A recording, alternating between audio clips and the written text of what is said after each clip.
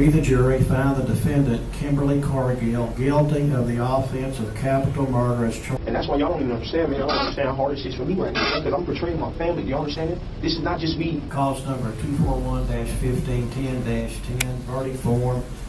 Like, okay, my religion of Kathonia Asubel, that's the underworld. He was like, I'm the mummy, the black book. So this was them. You right? You right, man? You right, man? That's what I don't understand, man. He said, hold up. Number 5, Kimberly Cargill. Kimberly Cargill is an American woman who was sentenced to her end in 2012 for the slaying of her mentally disabled babysitter, Cherry Walker. Cargill was born in 1968 in Texas and had a history of drug addiction and legal trouble before the slaying. In 2010, Walker's body was found dumped on a rural road, and an investigation revealed that she had been suffocated and burned with acid. Cargill was quickly identified as a suspect and was arrested shortly thereafter.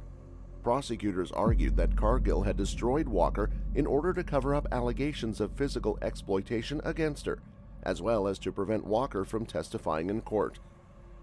Cargill maintained her innocence throughout her trial and subsequent appeals, and her case has been the subject of controversy and debate. Others who knew Kimberly testified that she was short-tempered and often yelled at her children.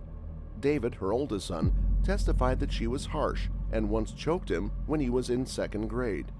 Kimberly's sister, April, described her as being manipulative. In May 2012, Kimberly was found guilty of the capital offense, and the next month, We, the jury, found the defendant, Kimberly Cargill, guilty of the offense of capital murder as charged in the indictment, cause number 241-1510-10, verdict form. she was sentenced to her end. Prison records indicate that she remains at the Mountain View Unit in Gatesville, Texas. The U.S. Supreme Court turned down her appeal in 2017. They're going to take my baby from me. It's very possible I could have said something like that. Knowing that Cherry Walker, a dinner that she doesn't want to go to. She's called Paula and said, I don't want to go. I didn't know that. I don't know about critical witness. My attorney didn't seem to be very concerned, not as concerned as me. Really? To try to make an example of. Well, what would they have to discredit her about? I knew they would probably try to discredit her and embarrass her, to try to. How could because Paula had said, don't you know that she's MR? She's not even supposed to be getting subpoenas. Number 4, Irma Greece. Irma Greece was a female SS guard who worked at several Nazi concentration camps during World War II. She was born in Germany in 1923 and joined the SS in 1942 at the age of 19. Over the course of the war, Greece rose through the ranks to become a senior supervisor at Ravensbrück and Auschwitz-Birkenau concentration camps. As a guard, Greece was known for her brutal treatment of prisoners, particularly women. She would often beat and torment prisoners, and was accused of personally selecting women and children to be sent to the gas chambers. After the war, Greece was arrested by British forces and put on trial for war crimes at the Belsen trial. She was charged with crimes against humanity, including slaying, torment, and extermination. During her trial, witnesses testified to her sadistic behavior, describing her as a beast and a monster. Despite her claims of innocence, Greece was found guilty on all counts and was sentenced to her end. On December 13, 1945, Greece was hanged at Hamelin Prison, becoming one of the youngest women to be punished this way under British jurisdiction in the 20th century. Irma Greece's case is notable for several reasons. It highlights the role of women in the Nazi regime and their involvement in the atrocities committed during the Holocaust. While women were not officially allowed to serve in combat roles, they were often recruited as guards in concentration camps, where they carried out brutal acts of violence against prisoners. Greece's trial was part of the larger effort to bring Nazi war criminals to justice after the war. The Belsen trial was one of several trials held in the immediate aftermath of World War II to hold accountable those responsible for the atrocities committed during the Holocaust. Irma Greece's case serves as a stark reminder of the atrocities committed during the Holocaust and the ongoing need for justice and accountability for war crimes and crimes against humanity. Number 3, Daniel Lewis Lee. Daniel Lewis Lee was a convicted assassin who was executed in July 2020 at the United States Penitentiary in Terre Haute, Indiana. He was the first federal prisoner to be executed in 17 years after the Trump administration resumed federal punishments such as this following a hiatus. Lee was born in 1973 in Yukon, Oklahoma, and grew up in a troubled household. He was reportedly physically and emotionally mistreated by his father, who was an alcoholic and struggled with drug addiction throughout his life. Lee's criminal record began in his teens, and he was eventually sentenced to demise for his role in a triple slaying in Arkansas in 1996. The slayings were carried out with an accomplice, Chevy Kehoe, who was also sentenced to his end. Lee and Kehoe were members of a white supremacist group, and the slayings were motivated by a desire to fund their plans to establish a whites-only nation.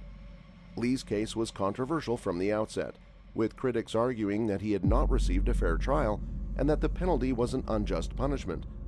His legal team argued that the evidence used to convict him was unreliable and that he had been denied access to important information that could have helped his case. Despite these concerns, Lee's end was carried out as scheduled in July 2020. His demise sparked widespread debate about the use of the penalty in the United States, with many arguing that it is an outdated and inhumane practice that has no place in modern history. Overall, Daniel Lewis Lee's case serves as a tragic reminder of the consequences of hate and extremism, and the need for a fair and just criminal justice system that balances the need for accountability with the protection of human rights. Number 2. Marlon Joseph. Marlon Joseph is a name that has made headlines in recent years due to his involvement in a tragic incident in Florida, USA. He was born in 1989 in Haiti and later moved to the U.S., where he grew up in North Miami Beach. In February 2019, Marlon Joseph was involved in a shooting that left 2 people deceased and 2 others injured. The incident occurred at an apartment complex in North Miami-Dade, where Joseph opened fire on a group of people, destroying his girlfriend's 6-year-old daughter and a 28-year-old man. The motive for the shooting is unclear, but reports suggest that it may have been related to a dispute over a video game console. After the shooting, Marlon Joseph fled the scene and was on the run for several days before he was eventually arrested by law enforcement officers. He was charged with 2 counts of the first degree, 2 counts of attempted slaying, and 1 count of aggravated invasion with a firearm. The slayer of the West Palm Beach mother and daughter was sentenced to his end. In 2022, the Florida Supreme Court upheld the sentence of Marlon Joseph and rejected arguments an attorney made on his behalf. Circuit Judge Cheryl Caracuzzo had imposed the final sentence at the jury's recommendation, making Joseph the first Palm Beach County resident since 2002 to be placed on end row. Number 1. Nico Jenkins. Nico Allen Jenkins is an infamous assassin who claimed that he committed crimes under the direction of Apophis, an ancient Egyptian deity who embodied chaos.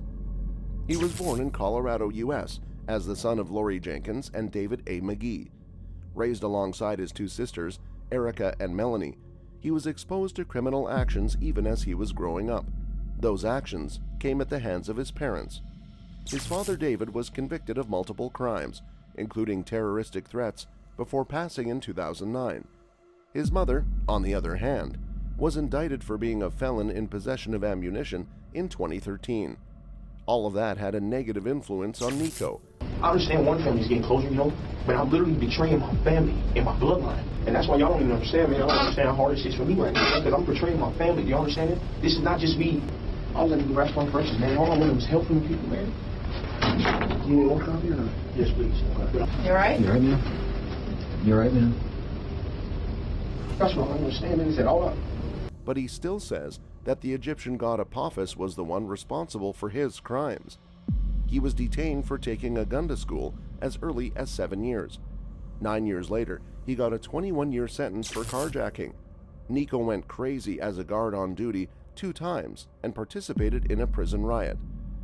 Shortly after coming out of prison for jacking a car, he was involved in a series of spree slayings within 2 weeks. He first lured 2 men, Julian Uribe Pena and Jorge C. Carriga Ruiz, on August 13, 2013, with the guise of having intimate relations with 2 women only to shoot them. And then 4 days later, on August 17th, the body of Curtis Bradford was found. The investigation led to the association with Nico because of their time together in prison.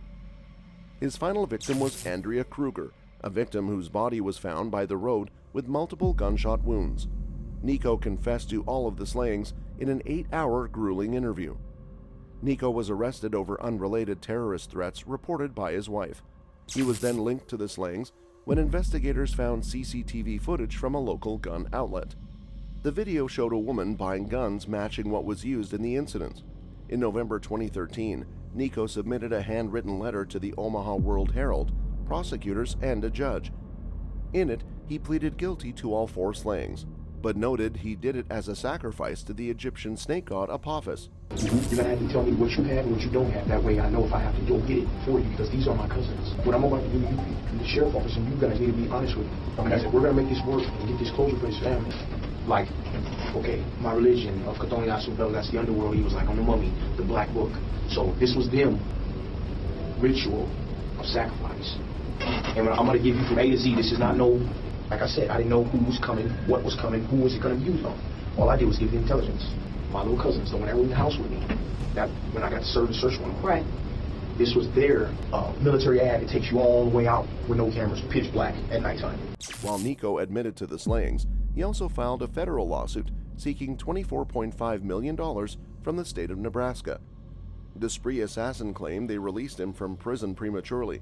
In the lawsuit, he accused the state of wrongfully releasing him from prison before he was ready to face the world.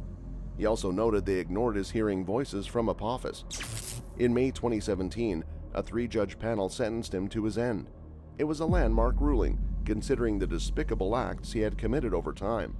Yet, 5 years down the line, there is no news about his passing. He was also sentenced to 450 years in prison on weapons charges connected with the slayings. Nico was imprisoned at the Nebraska Correctional Facility. His lawyers say he is too mentally ill for his sentence to be carried out.